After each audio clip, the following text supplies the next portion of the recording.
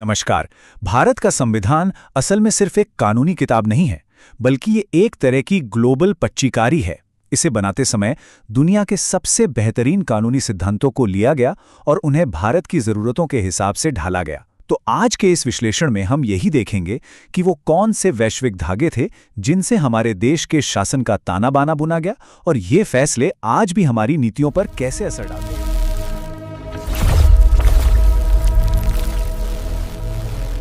हमारे संविधान की शुरुआत होती है प्रस्तावना से।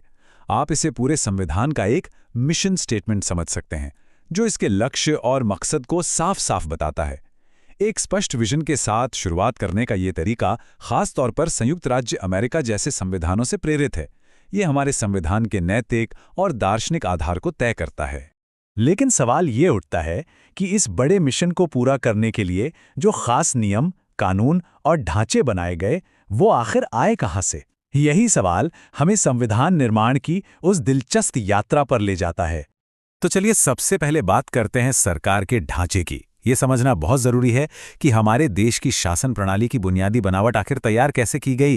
देखिए, हमारे संविधान की नींव का एक बहुत बड़ा हिस्सा भारत में पहले से ही मौजूद था, और वो था भारत सरकार अधिनियम 1935। आप इसे संविधान का एक प्रशासनिक कंकाल भी कह सकते हैं। संघीय योजना, राज्यपाल का दफ्तर, न्यायपालिका का ढांचा और यहाँ तक कि लोक सेवा आयोग जैसी कई अहम चीजें सीधे सीधे यहीं से ली गईं।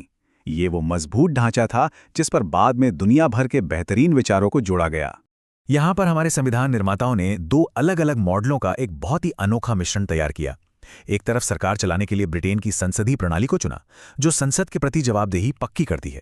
वहीं दूसरी तरफ भारत की विशालता और विविधता को देखते हुए हमने कनाडा का मॉडल अपनाया, एक ऐसा संघीय ढांचा जिसमें केंद्र ज्यादा मजबूत हो। ये जो क्वाजी फेडरल या अर्ध संघीय संतुलन है ना, ये आज भी केंद्र राज्य संबंधों की हर बहस के बीच में रहता है। ब्रिटिश असर तो बहुत ही गहरा था।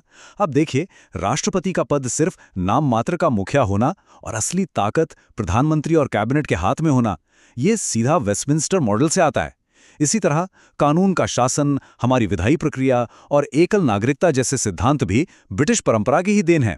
ये सिर्फ किताबी नियम नहीं है, बल्कि हमारी शासन प्रणाली की रोजमर्रा की धड़कन है। चलिए अब सरकार के ढांचे से थोड़ा आगे बढ़ते हैं और उस चीज पर ध्यान देते हैं जो इस संविधान का दिल है, यानी राज्य और उसके नागरिकों के बीच का रिश्ता।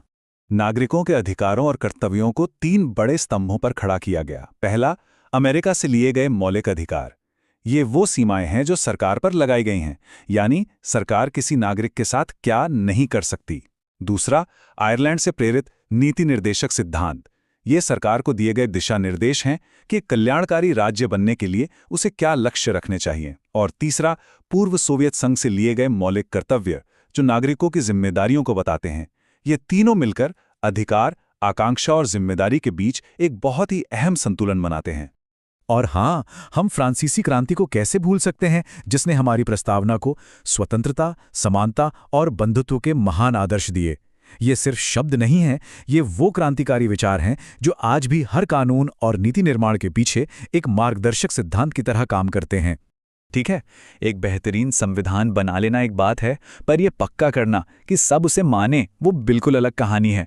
इसके लिए एक मजबूत और निष्पक्ष न्यायपालिका की मशीनरी तैयार की गई।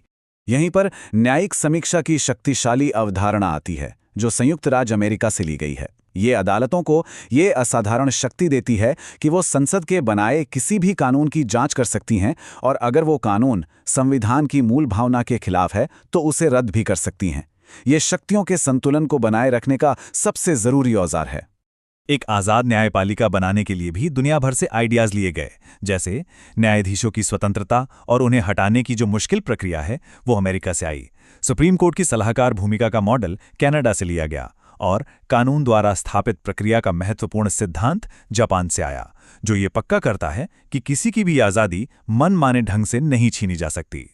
संविधान बनाने वाले ये जानते थे कि समय के साथ चीजें बदलेंगी, इसलिए संविधान को एक जीवंत दस्तावेज होना चाहिए।